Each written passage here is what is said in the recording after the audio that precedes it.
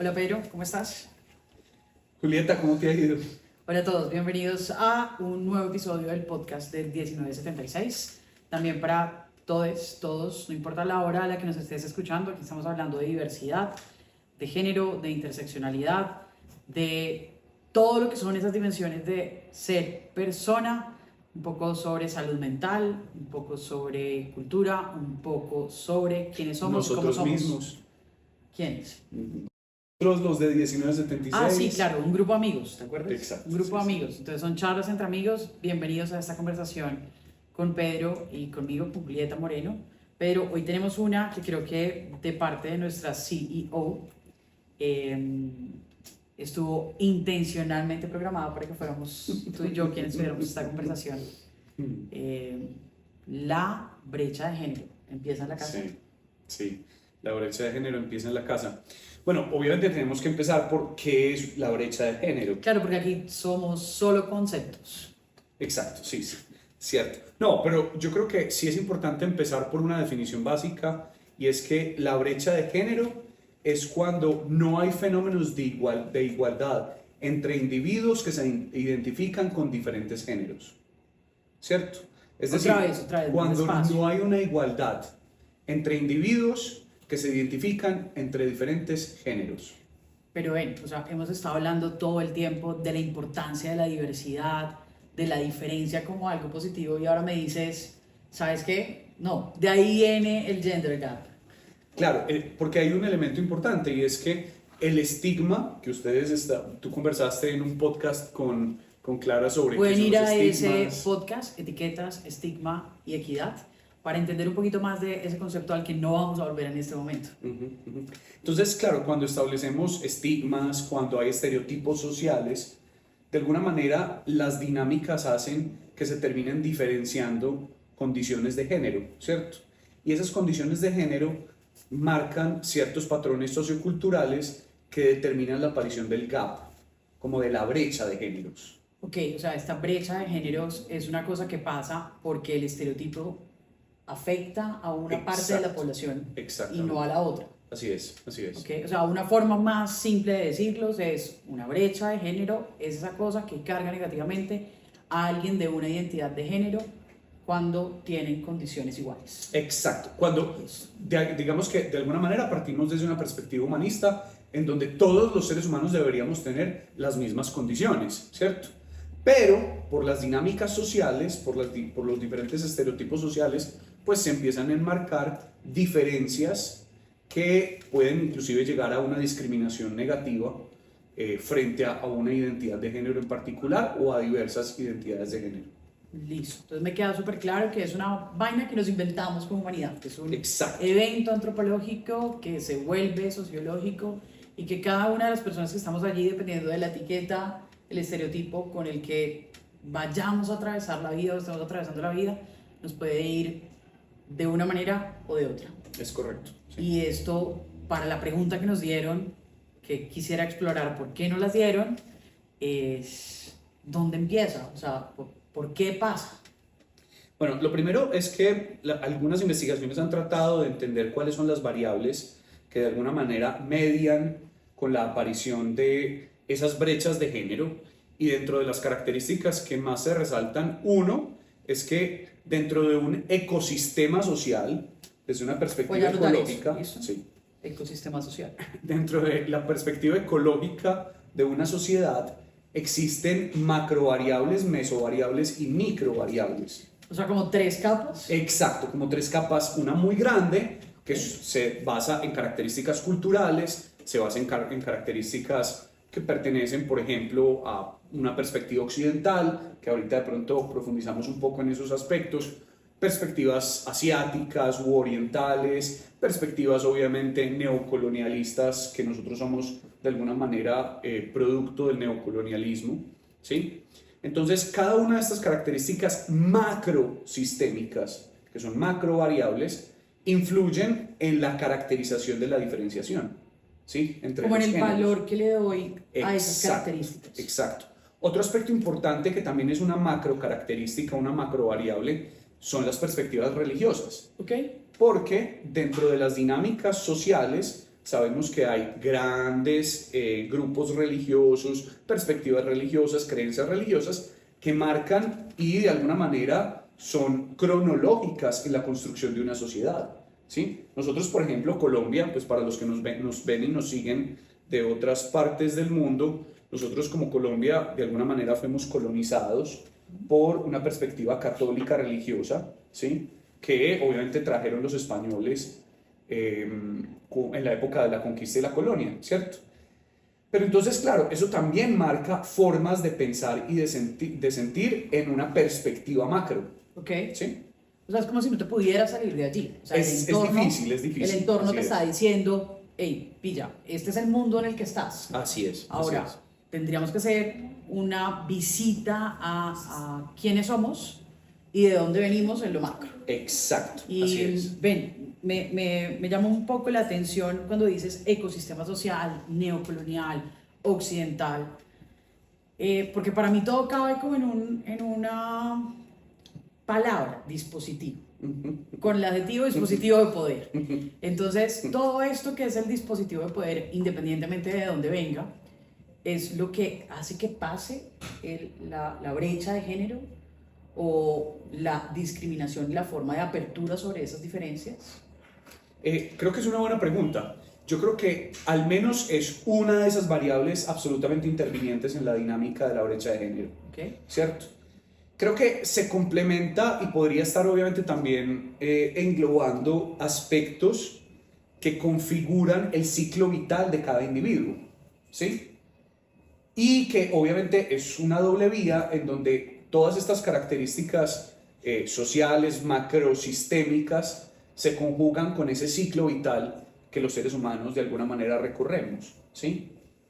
Entonces, a ver, si entiendo bien, está todo lo macro fuera, está todo esto de tu entorno, están todos los dispositivos de poder que nos hacen posibles como sociedad porque nos contienen y nos expanden en el evento social antropológico, pero hasta ahí puedo concluir, la brecha de género empieza afuera. Y había leído o había revisado un par de cosas cuando me preparaba para esta conversación contigo que decían un poco, esto empieza en la casa.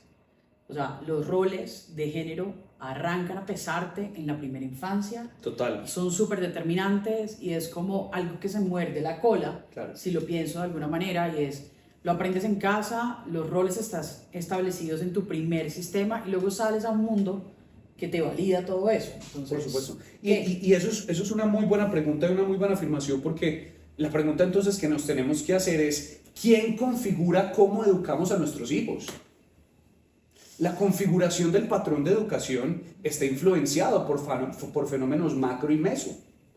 O sea, es ¿Sí como un me hago ejercicio entender? en contravía. Claro, inclusive yo diría de doble vía, porque piensan lo siguiente, si yo de alguna manera en el sistema en el que me muevo me establecen una serie de valores y de creencias por precisamente esas características del macrosistema, yo, por ejemplo, si crecí en un hogar católico, yo lo veo ahora en mis papás particularmente, ¿cierto? No son los católicos más practicantes, pero ellos creyeron que era fundamental educarme en el catolicismo porque el sistema decía que debíamos ser católicos.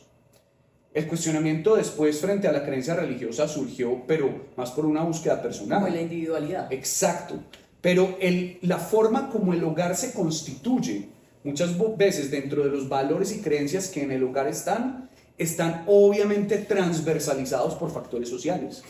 Ok, y esos factores sociales están alimentados por los roles de género y viceversa. Exacto, así Entonces es. creo que voy entendiendo por qué es que estamos tú y yo en este podcast juntos. A ver, entonces, ¿cuál sería el rol de género que yo debería tener en mi hogar? ¿Cuál sería el rol de género? Sí. Pero me parece interesante que me lo preguntes así. ¿Cómo así que deberías? Pues porque me estás diciendo que viene como del ecosistema social la expectativa sobre la mujer y nuestra conversación es sobre brecha de género, y la última vez que me autorreconocí, verifiqué que mi sexo en efecto fuera hembra de la especie humana. No me he hecho cariotipo, no sé cuáles son mis genes, pero por lo menos hasta ahí voy consistente. ¿Sexo genital? Sexo genital, Ok, válido, sí. sexo genital, la última vez que revisé, sí. hembra de la especie humana y me considero una mujer cisgénero, con orientación sexual diversa, pero cisgénero. Entonces, por eso digo debería, porque como cumplo con esas dos características, entonces, ¿qué se espera para mí en esta idea del género que me pone en una brecha con lo que creo que eres tú? Claro, claro. Pero yo te devuelvo la pregunta. Una mujer cisgénero en un contexto occidentalizado, estrato 4, 5, 6. No era necesario decirlo. No era necesario decirlo. Costeña, ¿cierto?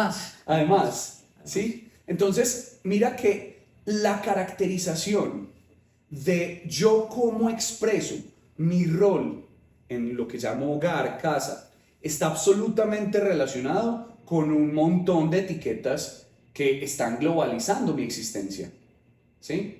Que buscan al menos globalizar mi existencia. Pero entonces ya no quiero que se globalice porque me estás diciendo la brecha de género hace que eso que se pone igual cuando es la idea de género te pone a ti por debajo. ¿Qué es lo que pasa? No es que en sí la brecha nazca por la etiqueta. Ok, ¿sí no? Nace por el estereotipo asociado a la etiqueta. Ok. ¿Sí? Entonces si me salgo del estereotipo puede que no me dé tan duro la idea del gender gap o igual. Lo que pasa es que salirse del Estoy estereotipo de manera micro es difícil. Okay. Porque el trabajo también es de modificar estereotipos de manera meso y macro, ¿sí? Es decir, cambiarlo o tratar de modificarlo en nuestro contexto de amigos, familia, como en esa dinámica meso, Listo. pero también en las dinámicas macro, ¿sí? Pero nunca me dijiste qué es lo que esperamos de mí. Bueno, a ver, en ese contexto... Porque ¿sí? también, o sea, mi gran pregunta para el podcast de hoy es por qué terminamos tú y yo conversando de esto. Si lo resolvemos, estamos bien. Súper. Así dure 10 minutos del podcast o 2 horas. Me sentiría Pero bueno, satisfecho. Está bien. No, yo creo que hay un estereotipo particular que se basa en una etiqueta asociada a una mujer cisgénero, ¿sí? Y es el de cuidadora. Y tenemos que hablar de qué Sí es soy, ser cuidadora. sí soy. Ok, perfecto. Para ti, ¿qué significa ser cuidadora?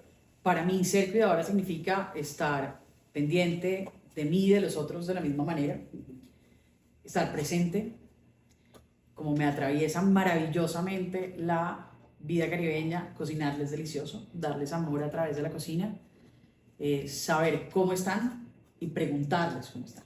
Para mí eso es lo que rodea el cuidado, estar presente a través de actos de atención y acompañamiento. Magnífico. Creo que si retomamos el podcast en el que tú estuviste con Clara, hay muchas etiquetas interesantes ahí. Excelente, excelente. Y Vayan hay y lo escuchan. estereotipos. ¿Sí, te parece? La pregunta es, sí, creo que hay estereotipos. La pregunta es, ¿eso puede generar discriminación negativa? Pues según lo que me decías antes, sí, porque me deja por debajo en la brecha de género. Sí. Y precisamente por eso hay que buscar equidad de género. Pero ¿y tú eres Porque cuidador? Sí se produce. Yo, por ejemplo, creo que sí soy cuidador. Yo tengo características de cuidador. Porque particularmente te cuento aquí un pedazo de mi historia, pero yo creo que ahí es donde también hay características micro que de alguna manera me transversalizan. Y es que yo crecí en un hogar en donde pues mi padre por asuntos laborales estaba pues bastante ausente y un rol de identificación de la expresión del amor, y yo en terapia lo he ido descubriendo, que para mí ha sido siempre mi madre, mi mamá. Y ella particularmente era una mujer bastante cuidadora, o ha sido una mujer bastante cuidadora. Entonces, una forma como yo de alguna forma aprendí, o de alguna manera aprendí a expresar el amor, es a través del cuidado, ¿sí? Para mí es importante cuidar al otro, porque es la manera como yo puedo decir, hey, yo a ti te amo, o yo a ti te quiero, ¿sí? Entonces, yo por asuntos particulares, mira, en mi dinámica familiar, pude configurar elementos de cuidador.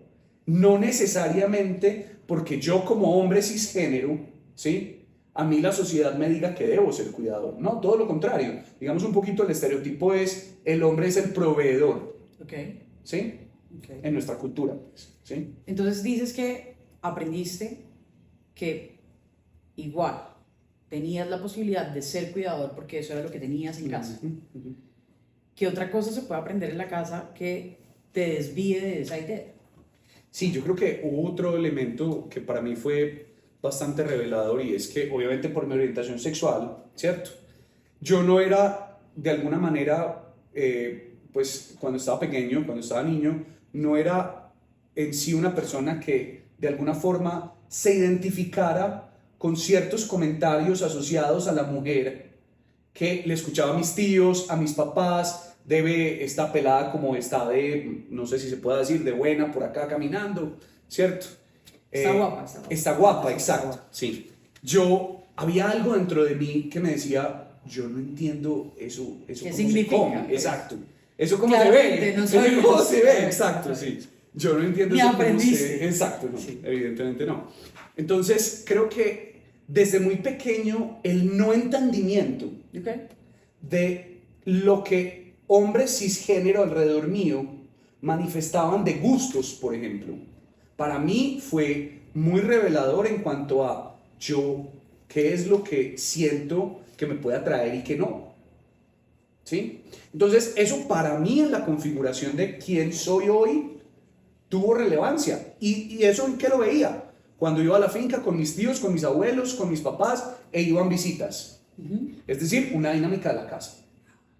¿Que eso está marcado por factores sociales? Sí, porque evidentemente, pues después nos enteramos que un familiar evidentemente no le atraían las mujeres, yo no puedo ponerle ninguna etiqueta por ahora, pero no había atracción de mujeres, pero mismo lo refería, yo por tratar de encajar socialmente con ustedes, mis primos, yo tenía que decir lo mismo que ustedes decían. A mí no me pasó eso, yo no lo sentía necesario. ¿Crees que eso pudo ser generacional? Probablemente.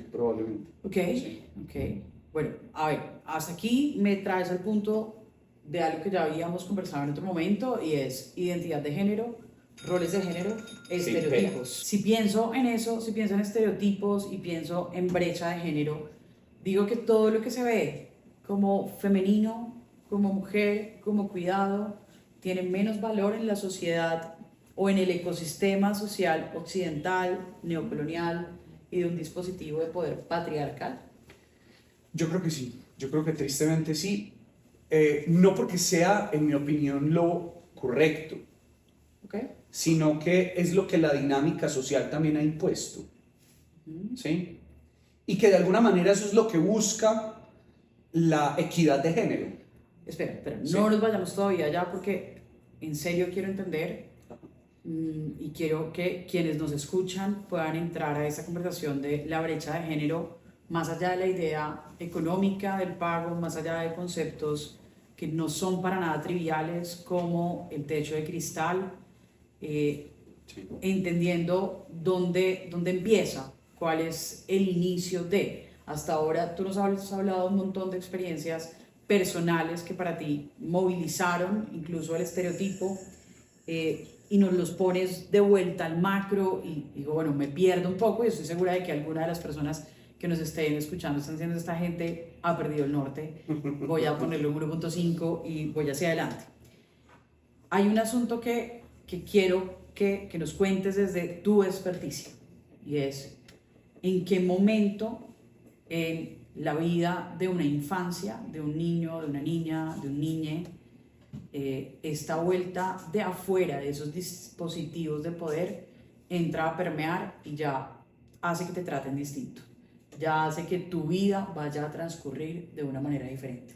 Pues mira, es que si estamos hablando obviamente de características de género desde muy pequeños, en las pautas de crianza eso se ha visto por muchos años, y hay un ejemplo muy sencillo, que no quiero ser reduccionista, porque esto pues ya se ha mencionado muchas veces, pero podemos empezar por ahí, y es que el color azul está asociado ¿a quién? Al mar.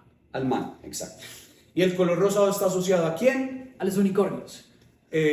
No, es más el arco iris. Bueno, mentira, no, si hay niños y niñas. unicornios, sí. Niños y niñas. Perfecto. Entonces, mira que de alguna manera la dinámica de yo qué asocio con qué termina de entrada. Al menos no estamos diciendo todavía que haya una brecha, pero sí estamos segregando características. Ok. ¿Sí? Entonces, eso me lleva a salirme del caso concreto de azul y rosado, y es la heterosegregación que podemos encontrar. ¿Sí? La heterosegregación en teoría social se refiere a que por diferencias que pudiéramos encontrar, ya usted tiene que acomodarse a este grupo y usted tiene que acomodarse a este grupo. ¿Sí? Entonces, partimos de la diferencia, hetero. Segregación, usted se mete en este grupo, usted se mete en este grupo. ¿Sí? Eso es un primer paso.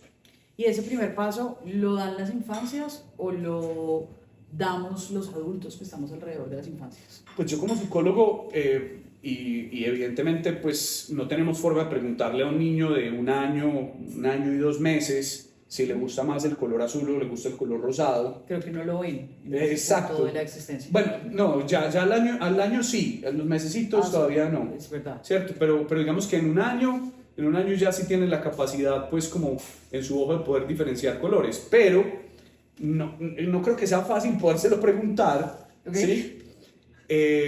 Sin embargo, el color rosado y el color azul ya estaba presente desde antes. Y es desde el embarazo, de qué color pintamos las paredes del cuarto del bebé que viene. ¿Qué eres? No quién eres. Exacto. ¿Qué eres? Y esa es la heterosegregación. Ok, o sea, ¿Sí? arranco desde antes de existir perteneciendo a un grupo. Y de ahí en adelante Exacto. tengo que encajar en ese grupo. Así es. Y hay un grupo al que le va peor. Ajá. El rosado. Sí. ¿Por qué? Bueno, y yo creo que eso, ahí es donde yo te mencionaba que hay que considerar características del macrosistema, y es que, mira, y hay un ejemplo también, que no solamente nos quedemos en la cultura oriental, en la cultura occidental, sino en algunas culturas orientales, es esperable tener un hijo varón, un hombre cisgénero, por una razón específica. Y es que ese hombre cisgénero se va a casar con una mujer cisgénero. Y esa mujer cisgénero va a ser quien me va a cuidar a mí, que es mi nuera, en nuestra cultura, en la vejez. Y estamos hablando de culturas orientales.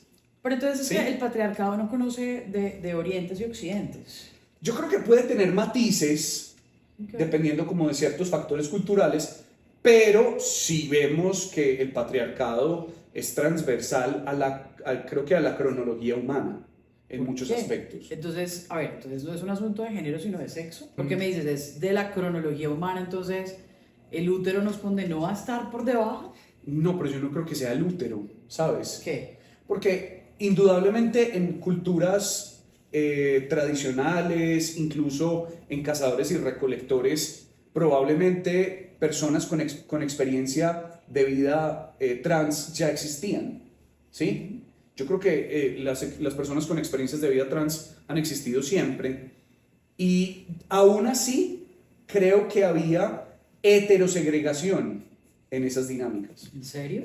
Claro, porque de alguna manera, cuando encajabas o no en un grupo, ya el solo hecho de ser segregado en ese grupo generaba la dinámica de brecha. O sea, se viene el rol. Exacto. O sea, tienes que cumplir con un rol. Así y es. el asunto de hablar de brecha de género, como tú lo pintaste al inicio, es quién cuida y cómo cuida. Y el valor que le doy a ese cuidado. Esa es una de las características que segregaban en ese grupo. ¿Y ¿sí? qué otra característica le podemos dar a eso? Por ejemplo, yo creo que otra característica, y lo voy a decir así de frente, ¿sí? Es un fenómeno que planteó pues, uno de los padres de la psicología, pues que no era psicólogo, pero pues Freud es considerado uno de los padres de la psicología. Tengo mucho que decir al respecto. Ay, gracias. Cites a Sí. Freud en este podcast en particular. Por eso lo quería traer a colación, porque pues Ya sabemos por qué fue que nos evidentemente juntamos. estoy absolutamente en contra de muchas cosas que planteaba Freud. Pero no de todos. Hay algunas cositas, pero en otros Vamos a conceptos mantenernos en la sí. conversación inicial. Sí, pero por ejemplo Freud por mucho tiempo habló, y creo que eso es producto del fenómeno de segregación que había, y también un poco de la brecha de género, y es que Freud hablaba de la envidia del falo, ¿cierto? ¿Y qué era la envidia del falo?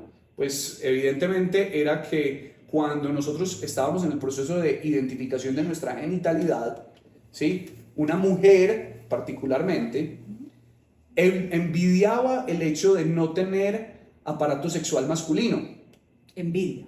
Y que de la envidia surgía el deseo. era lo que planteaba Freud. ¿Por qué estoy trayendo a colación ese ejemplo?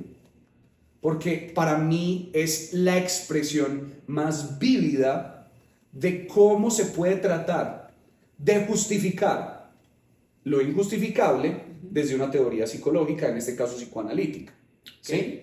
Pero que es la expresión clara de la brecha de género y de la segregación, ¿sí? De usted que no tiene estas características sexuales, y eso es otro elemento de segregación, usted que no tiene estas características sexuales pertenece a este grupo, por lo tanto asume un rol por pertenecer a ese grupo. O sea, que lo hemos venido validando a través de muchos mecanismos de poder y además le hemos dado sentido. Eso es lo que algunos han tratado de hacer, o sea, tratar de darle sentido desde una perspectiva científica. Pues claro que Freud después pelea con la ciencia, pero él trató de explicarlo así.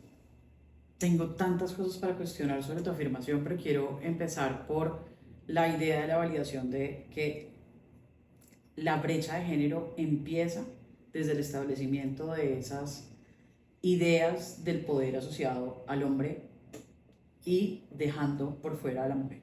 Sí. O sea, ese es el nacimiento en el macro, y en el micro simplemente lo replicamos y se lo enseñamos a los niños y niñas. Sí. ¿Cómo lo enseñamos? Yo creo que sí, definitivamente. Entonces, uno es también las dinámicas que de alguna forma también, pues como en el hogar se han establecido, y es que el niño, hombre cisgénero, ¿sí?, tiene que ponerse a hacer labores del hogar.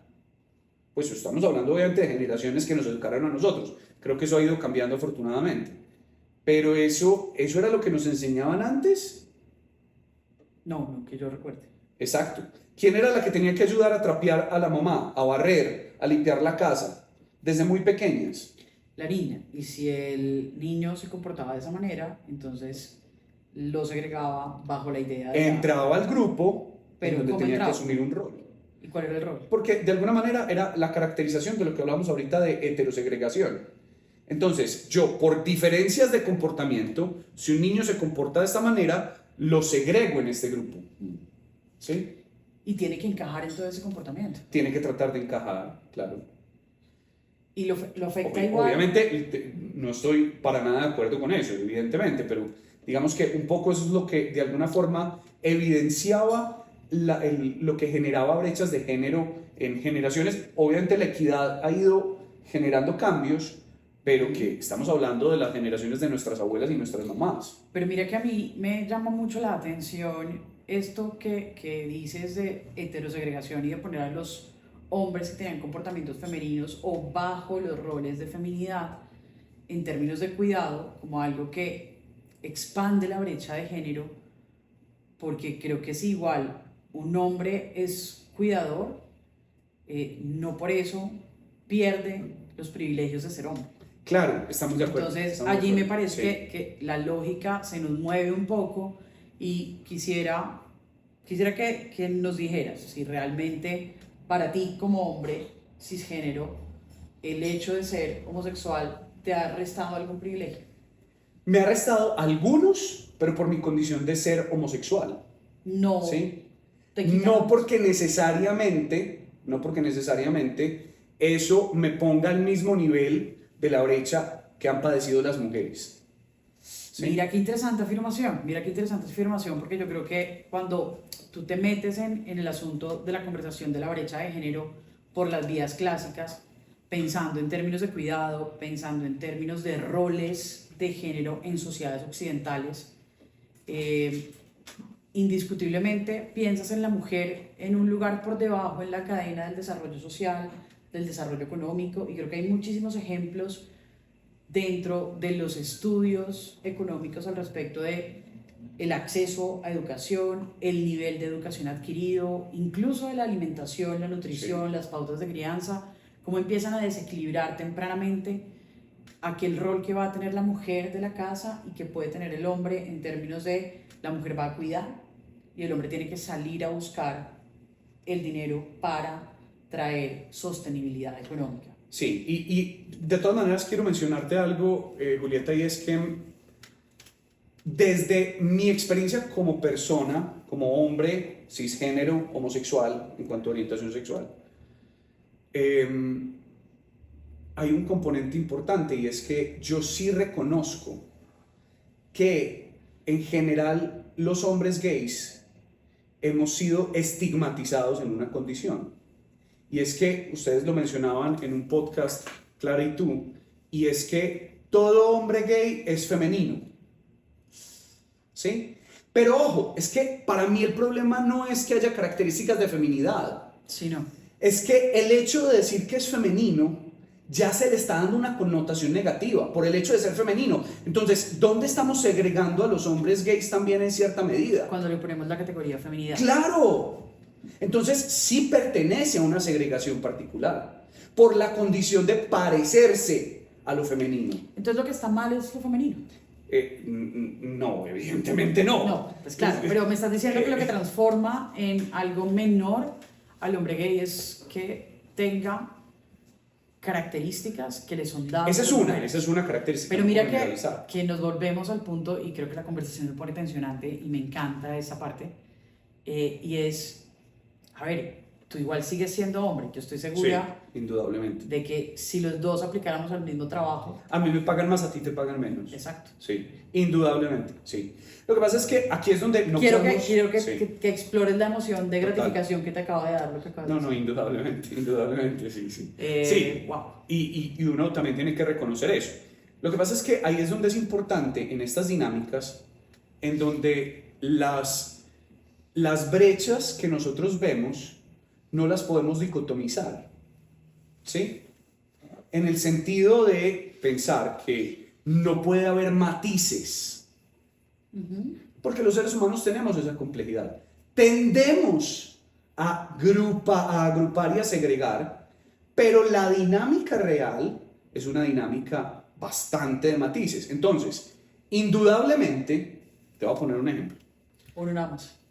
Supongamos que yo, pues por ejemplo, que uno de los deportes que más he querido en mi vida es la equitación, montar a caballo, ¿sí? ¿Listo? ¿Puedo decir algo? Sí, por supuesto, dime. Pedro solo puede hablar desde el privilegio. Exacto, sí, indudablemente. Pero, por ejemplo, ¿sí? Todos los contextos en donde podemos ver que hay interés por la vaquería, la chalanería, ¿cierto? Creo que ¿no? son muy masculinizados en muchos contextos, Sí. ¿sí? Y, por ejemplo, ¿sí? Yo probablemente a una mujer no la contraten para ser juez de chalanería o de vaquería. Es muy seguro que no la contraten. No sé ni siquiera ¿Sí? de qué me estás hablando. Eso son prácticas de montar a caballo. Okay. Pero estoy poniendo un ejemplo, ¿sí? Y si evidentemente saben que yo soy gay, ¿sí? Y hay otro hombre que también particularmente es gay, pero yo soy más femenino, ¿a cuál de los dos nos contratan más fácil? Al que se le nota menos. Exactamente. Okay. Entonces, claro, yo como hombre tengo privilegios, ¿sí? Pero tristemente la estigmatización de la condición de feminidad de entrada en cualquier circunstancia ya abre brechas de género o comprueba la brecha de género. O sea, a ver, voy a respirar antes de decir lo que voy a decir, y es que estás diciendo que los hombres gays tienen el mismo efecto de daño que las mujeres en la brecha de género. No estoy diciendo eso. Wow. No. Es importante para todos los que nos escuchan. Pueden pausarlo, devolverlo 10 segundos y volver a escuchar a Pedro diciendo no. Y creo que he tratado, si me perdonan si no he sido lo suficientemente claro, estoy diciendo que yo como hombre gay que soy, tengo muchas más ventajas que una mujer, indudablemente, ¿sí? Okay. Pero que dentro de la comunidad LGBTI, una de las condiciones que tristemente la sociedad más discrimina, más segrega y más rechaza para generar desigualdad es por la asociación, por ejemplo, de hombres gays con la feminidad. Definitivamente el rol de género es lo que más pesa, y la manera en la que ese rol de género en términos de feminidad afecta a cualquiera que esté atravesado por esa característica. Pero si tuviéramos que decir una cosa muy concreta sobre la brecha de género frente a lo macro, frente a lo micro, y a esa pregunta que nos hacían inicialmente de dónde empieza. ¿Crees que haberla situado sobre lo femenino, sobre la mujer, sobre el cuidado, resulta en el punto clave para decir, esta vuelta empieza en la manera en la que usted le dice a su hijo que se vive lo femenino, lo masculino y los roles que existen en una familia? O sea, ¿empieza en la casa o definitivamente no podemos decir indudablemente la casa es el medio por el cual nosotros conocemos el mundo social, ¿sí? O sea, es que las primeras personas con las que interactuamos, ¿quiénes son? Nuestros cuidadores, ¿sí? Es decir, parte de tratar de entender el mundo social está precisamente en la relación con estas personas, ¿sí? Ahora, que eso particularmente y tristemente, ¿sí? Pedro, sea el medio... muy triste hoy. Sí, indudablemente. Porque la verdad es que la brecha de género a mí me genera mucha tristeza. Y es que se repliquen esos estereotipos y esa brecha de género cuando estamos viendo crecer a un ser humano y que ya de entrada en esos patrones, en esas pautas que se establecen de segregación, que se ven desde el relacionamiento inicial, que desde ahí ya empecemos a generar brechas, me parece un factor muy triste, pues me genera mucha tristeza. Que eso se va a seguir replicando cada vez más, claro que sí. Y que precisamente en eso es que estamos invitados a cambiar, ¿cierto? En la pregunta de cómo criamos a las infancias sobre la brecha de género, y con eso quiero cerrar, leía hace un par de días que los hijos criados por parejas homosexuales tienden a tener menos ideas preconcebidas sobre el género porque los roles de cuidado suelen ser más simétricos. Sí. ¿Crees entonces que si todos nos esforzáramos a dar mejor valoración a las características de cuidado, ese mecanismo de poder macro que profundiza toda la idea de la brecha de género pueda variar? ¿O yo sí no? creo, y yo creo que un poco, al menos tenemos que intentar hacerlo, ¿cierto? Pues yo creo que es una responsabilidad y un compromiso que tenemos con el género femenino, ¿sí? En términos generales, y con la brecha de género en términos generales. La brecha de género está muy metida en el fenómeno antropológico, en el fenómeno social, y es definitivamente un esfuerzo activo el de reflexionar al respecto. Lo más curioso que me parece de esta conversación es que a pesar del ejercicio tan formal que estábamos haciendo de conversar, durante muchos momentos podemos ser capaces de identificar dónde hay una brecha de género entre los dos. Sí, indudablemente. Y creo que la invitación para todos los que nos escuchan es precisamente a identificarla, a pensarse su lugar en la brecha de género y a precisamente hacer cosas activamente para promover una interpretación distinta de esos roles, ¿no? Sí. Y que lo puedan ver en una conversación estuvo extenuante entre dos compañeros y amigos. Estuvo extenuante, ¿cierto? Este día Sí. contigo. Quiero decir que tu rol de género masculino es agotador, pero te sigo queriendo, queriendo, y voy a empezar a replantear un montón mi masculinidad, que disfruto, debo decir, pero que he de reconocer no me ha generado nada positivo, y creo que, pues positivo en el sentido de la brecha de género, sigue costándome más y a ti no tanto. Sí, de acuerdo. Entonces, creo que empezar por declararlo es el primer paso, Pedro. Sí, y creo que es una tarea también de nosotros los hombres y de todos en general. Sí. Por favor, vayan a reflexionar. Gracias por oírnos. Muchas gracias. Recuerden, me gusta, te suscribes y la campanita. eso, Sí, la sí. campanita. Chao.